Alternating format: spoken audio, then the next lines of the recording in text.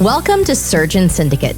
If you're paying attention, you know that you only make money when you work. It might be great money, but it's dependent on you. The information on this podcast will help you solve that. We interview experts and provide analysis into financial freedom through commercial real estate. Why?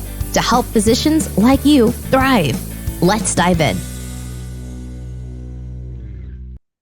Welcome to Surgeon Syndicate. This is your host, Dr. Michael McManus, and we are back for the second half of our conversation with Joe Evangelisti. If you didn't listen to the first half of this, please go back and listen to it. There's some great stuff there. Quick recap. Joe grew up son of a general contractor, joined the Navy and the Seabees, and continued with construction there. Came out of that and started his own flipping business and almost got caught in a bad place with the housing crash of 2008, 2009, but figured it out and turned it really to his advantage and took advantage of that housing crash. So that's where we finished up there. And so now what we're going to is now he's got his legacy capital and his legacy brand, because he got several things going on. So tell me more about that, Joe, and how you got from 2013, where you were still, I guess, not just flipping but collecting and renting, to what you have going on now. Yeah, absolutely. It really, a lot of it, the transition happened pre-COVID, right before COVID. We knew that we wanted to build something that was more scalable, first of all, something that built more, when we call it legacy developers, because we look at legacy wealth, right? And I think, as much as we did okay and we made money in the single family business, it's a very transactional business, right? Meaning, our last year in business, we flipped 88 houses. And it was just volume, right? It was just chasing money in, money out. It was like, we'd make a closing, put a bunch of money in the account, pay a huge payroll on Friday, and we do the whole thing again next week. And so I knew that I couldn't, first of all, I would have burnt out, because that was the hustle and grind constantly, and 50 team members and all that kind of stuff. And but what I stood back and recognized, though, was I was running a million miles an hour, and I wasn't accomplishing what I wanted to, which was to build legacy wealth, which was to leave something for generations and all that kind of stuff. And so started looking at the commercial industry, and like all the different, was it apartments, was it retail, was it strip centers, was it self-storage, and stumbled upon this thing called self-storage, which I didn't have a ton of knowledge about. But I had some amazing conversations with a bunch of different folks that have become mentors of mine. And they said, look, go into self-storage. You're not going to regret it. Like, I remember talking to one of my friends who had built literally hundreds and hundreds of houses all up on the East Coast. And he at the time was on his third or fourth storage facility. And he said to me, Joe, I'll never forget, he said to me, Joe, you'll never build another house as long as you live. You won't even build your own house. You'll pay someone else to build your house, because it's just not worth the effort once you get into storage. Frankly, he was right. I mean, storage is a very interesting anomaly in the commercial world, because of the cost versus the rent roll, the income, right? And so, and a myriad of other reasons. I love a lot of things about it. I love the diverse tenancy. I love the ability of understanding your competition and where to plug a site. There's a million reasons why I love the business, which we can get into if you want. But ultimately, we were able to reduce our team size by tenfold. We were able to, one deal makes what we made in 88 deals, right? So there's just a lot more scalability, ease of management. But I'm not going to sit here, Mike, and act like it's all like, rainbows and unicorns. I mean, it's work. We're running a business, and, we're in 6 states right now. And I'm about to break ground on project number 7 this month, and we have 4 more in the pipeline behind it. So, it's a real business, but it's a lot more enjoyable and a lot more manageable.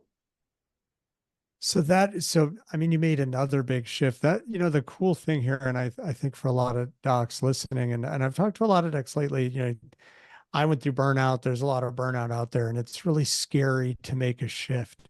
Yeah. And, when you look at the number of shifts you've made, and shifting out of what was a a successful single family business.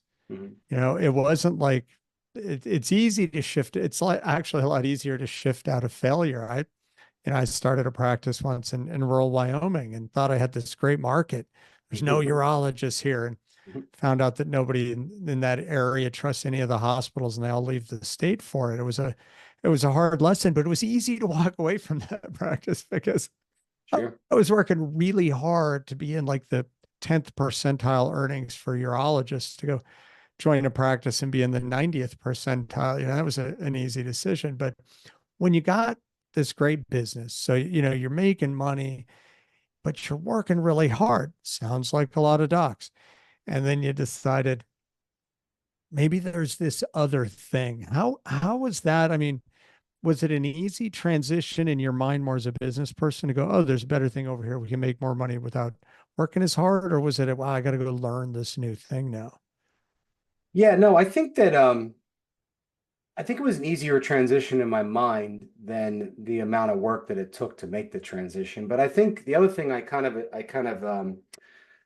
attributed to is I think maturity, right? Like, when I started out in business, I always thought I like one trick pony. This is what you do. This is how you do it. And, as I've delved deeper into masterminds and coaching and getting around the right people and having conversations, I've started to really think about businesses as siloed.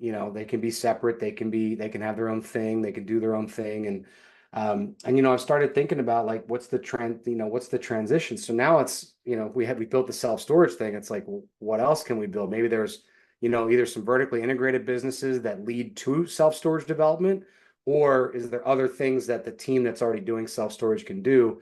And so it's like, you don't have to be one thing to everybody, right? You can, and I'm not saying run around and specialize in 20 different things, because that's not really great either. But I just think I compartmentalize it a little differently than I would have maybe 10 years ago. And it helps me to really stay focused and efficient and grow one business at a time.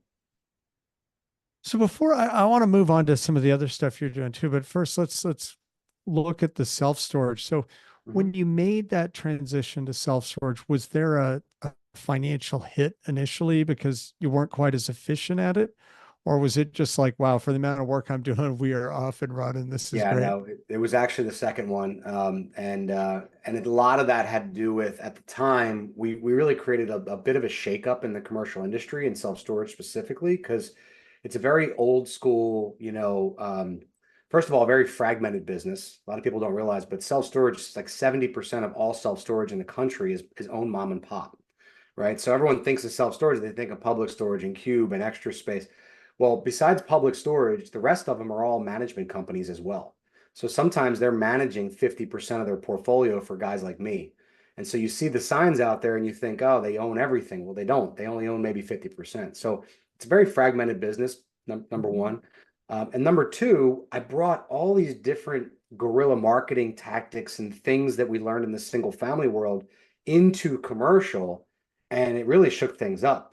People hadn't seen, direct to seller marketing, direct to seller conversations, negotiating, with brokers the way we did, and really just creating the volume of context and conversations that we had.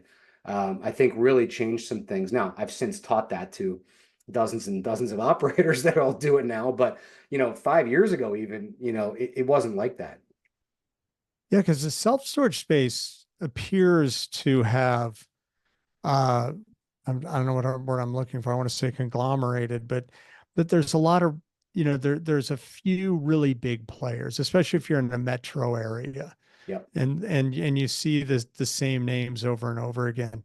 Yep. So what you're saying is that most of those, even those big operators, are more just operators. They're It's just a almost sign. like Yeah. the apartment management company, that if you come into a city and you see the ads from for apartments, and they may be managing 20 different facilities in town, but they don't own any of them. Or maybe Correct. they own a couple, but then they got their, their management wing. So when you're looking at some of all these self-storage, that a lot of these are just property managers. Yeah, a lot of them are sign out front. A lot of them are, for us, for example, we started out our business my business model has been from day one that we're going to build Class A, 100,000 square foot, 80 to 100,000 plus square foot self-storage facilities. And so I did that on purpose because I never wanted to get into the management game. I never want to manage my own stuff. I don't want to build another team of 100 people to manage all the units.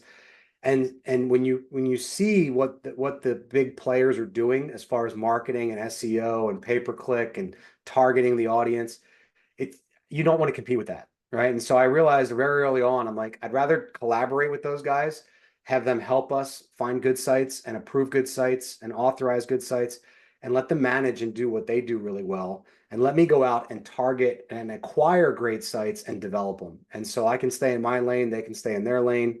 Everybody's happy, and it ends up with a better product long term. Oh, I should have talked to you a long time ago because it's funny. I think it's a doctor thing, and especially as surgeons, because I remember being told, as a junior resident, to like, do it yourself, check it twice, trust nobody. And it's this mentality that silos you, and you start to feel like you have to do everything yourself. And it can be a big thing to overcome, even in the practices where I've been an owner. And it was an issue for me, and I got past it, and then I ran into it with other partners, but like hiring PAs and nurse practitioners and giving them some leash to be like, you're a professional. I don't need to be checking on you. Sure. Hire good people, let them run and make you money. And then all of a sudden, the more you do it, you're like, how did I took more time off this quarter than usual, and I made more money than last quarter. Yeah. And these kind of business changes. And I mean, I bought my first, bought a fourplex about 4 years ago. It was the middle of COVID, and I wanted to learn how to manage it because I thought then I'd be better at picking a property manager. And we just recently moved, and my wife's like, I never want to talk to a tenant again. And so it kind of forced me out, and I handed it over to a property manager who's had it for a month. And after fees, after paying him, I make more money than I did running it myself. Yeah. But there's that whole thing. I'm not a full-time property manager. I was okay at it. I learned a lot, but let somebody who's really good at it do it, and they will probably have a better expense ratio and bring in more money right off the bat. Agreed. I mean, there was one unit that we used, and what I thought on my best day I could rent it for, yeah, we could got my fingers crossed. He rented it in 2 weeks for 20% more than I thought it was ever possibly worth.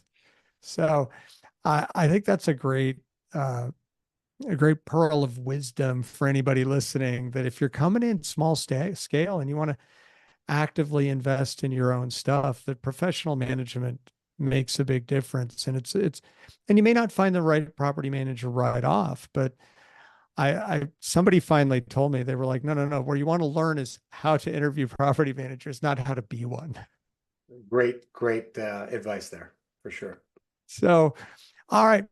So one last bit on the self-storage. So it seems like in some sectors, self-storage has taken a little bit of a hit here as people have been moving less. That's my understanding.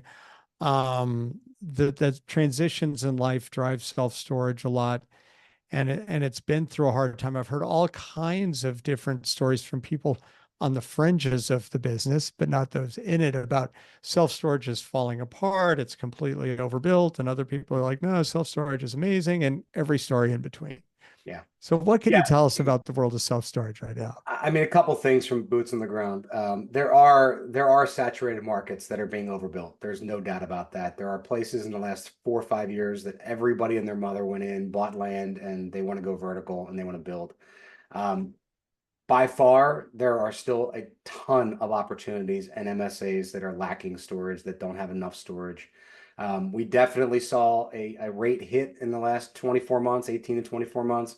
But what a lot of people won't show and won't see is that it increased 20% per year for 4 or 5 years before it went down 15, 20% in the last 18 months. So it's not a bubble bursting, in my opinion, personally. And I know I'm biased, but It's not a bubble bursting more than it's just a plateau of where it probably should be and probably should have been all along. I think we saw some artificial rates. But definitely in this time, where you buy your sites, how you buy your sites, what the competition looks like currently, what the pipeline of new builds is in that area. Those are all things that you absolutely have to do. You have to do that in good times and bad times, right? So I think it's like anything in real estate. When people get too excited about a thing, they start throwing money at it, and maybe, kind of screw it up along the way. So I think as long as you bet on the right operator and the right data that went into that decision, then you're probably much more safe than not. Awesome. So let's talk a little bit more about, that now you've got a coaching program, you're teaching people to do what you do. You're building competition for yourself. That, to a lot of people, they look at that and it sounds really scary. Like, why would you do that? You got this great system. So tell me what else you have going on. Yeah, I would say my coaching clients, first of all, are 95%, they're in some sort of real estate.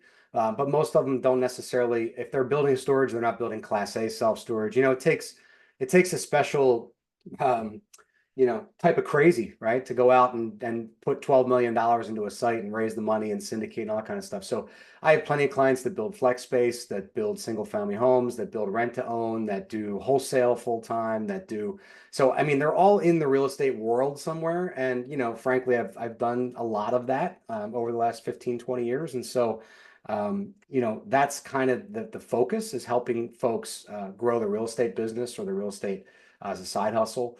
But, effectively, I'm really, an executive performance coach as well.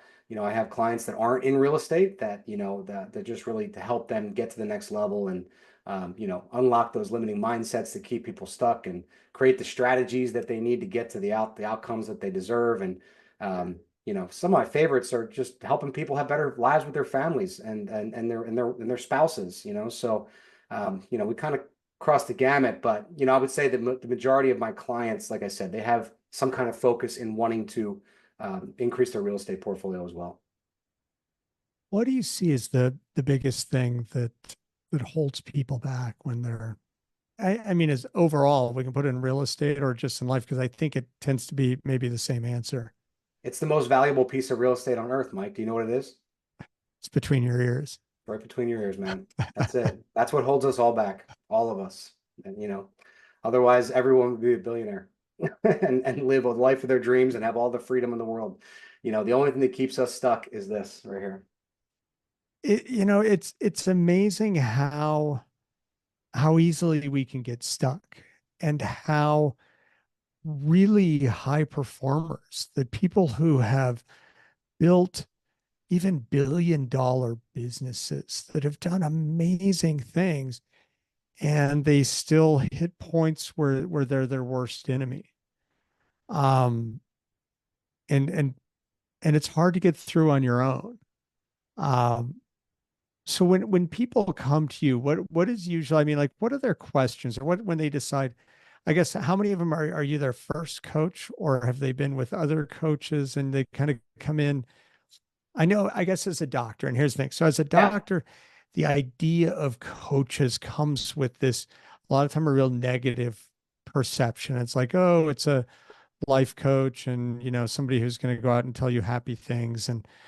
But it's a lot different than that. And I say that because I've worked with a couple of coaches and who really unlocked some things, some big things. And recently I was actually got invited by some friends I met through that world to go to a conference, and hanging out with them, I had this realization of how many things, and even things we had done in our medical business, that they didn't tell me what to do, but they walked me down the road to where it became blaringly obvious of the opportunities to change, the things that I could change.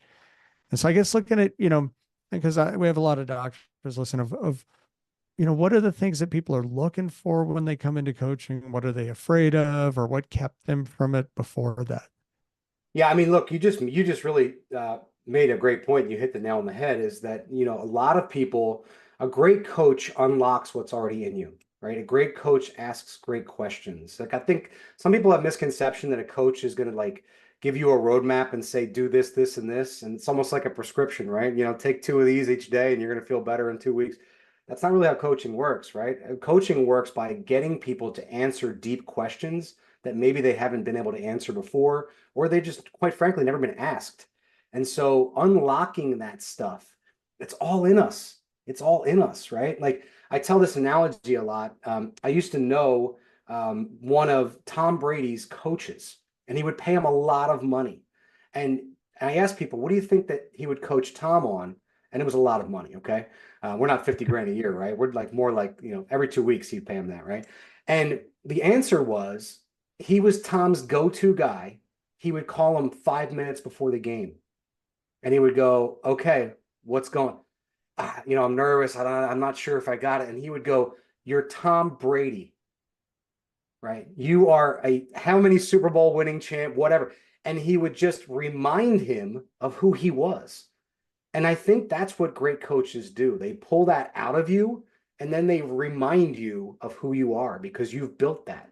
And so it's already up here. You have a ton of very, very smart people who I'm sure listen to this podcast who have accomplished crazy things in their life, but yet they'll approach a coach like me and say, I'm trying to figure out how to invest in my first rental property or my fifth or my 10th or my, and I'm feeling nervous. And I have to remind, like you have lives in your hand daily and you're worried about a single family rental property, right? But yet it's all self-imposed. That stuff is all self-imposed. So you have to unlock that potential and then inspire people to go out there and live their true potential, live what they're designed to live.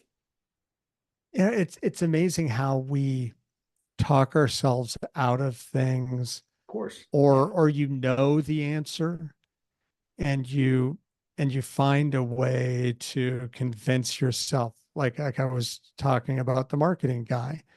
And if I go talk to somebody, a lot of people, if I talk to them, will be like, well, you don't want to give up that money. You know, why should you give them a stake in that? And, but then if you talk to somebody who's a billionaire, they're more likely to be like, give it up, get going. If you're going to move faster and make money sooner, give some of it up. There's more out there. You can always get more. Give them half.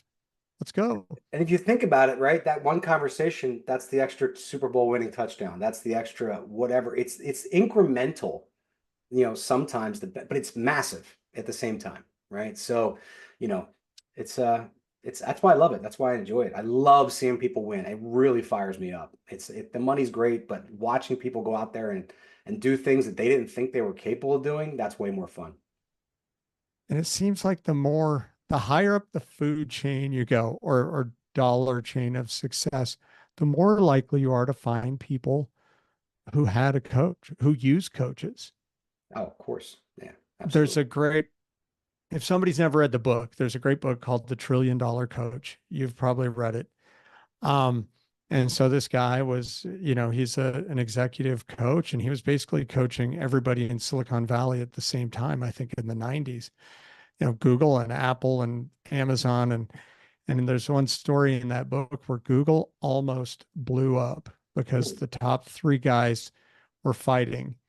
And he was the one who basically, you know, like a bunch of squabbling teenagers, sent him to their room, brought them back together and set them back on course. And he wasn't, you know, like he didn't tell them how to run the business.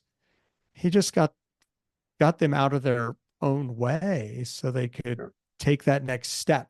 And that's really where they were. They were at a point in their business where they needed to step up, and everybody was really scared about it. So love it. Love it. Love those kind of stories. I know you're like, if Eric Schmidt, and I'm pretty sure that after this gentleman died, is Eric Schmidt wrote that part of the book, and he's the one telling the story of, you know, how he was being not the smartest at the time. And they kind of say that he saved all their bacon. So, oh, well, Joe, this has been great. I really appreciate your time. It's a really cool story of, you know, your path and all the things you've accomplished. If somebody wants to get in touch with you, either about investing, about coaching, where can they reach you at? Yeah, my name's pretty uncommon, so you can look up Joe Evangelisti and LinkedIn, Facebook, Instagram. Invest with Legacy is our website, and yeah, I'm really easy to get a hold of. All right. And we'll include that all in the show notes. So Joe, thank you for being here. I appreciate you working with our little scheduling glitch and getting here today. And for everybody listening, I hope this has been valuable to you. It has for me. I learned a lot. And join us on the next show here at Surgeon Syndicate. Do you care about paying too much in taxes? And would you like to save more of your hard-earned dollars? Here's what we found. We found that most financial professionals have a one-size-fits-all solution. So the question is, would it make it easier for you to have someone tailor your tax solutions to your individual needs so you can keep more of your money and do what you want with it? That is exactly what we do at Excelstra. As surgeons, we know the difference between routine surgery versus life-threatening interventions. And I want you to know that I've used Unicia and her team for my personal financial intervention, and I love the results. I would do you a disservice if I didn't recommend them to you. We'd love to help you, so let's jump on a call and see how we can collaborate. Simply go to www.excelstra.com/McManus and book your free call today. This has been an episode of Surgeon Syndicate. If you got value from this episode, you know other surgeons are hungry to become job optional, and you can help them by sharing this content today. Schedule a call and we can make a plan. Looking forward to having you with me on the next episode.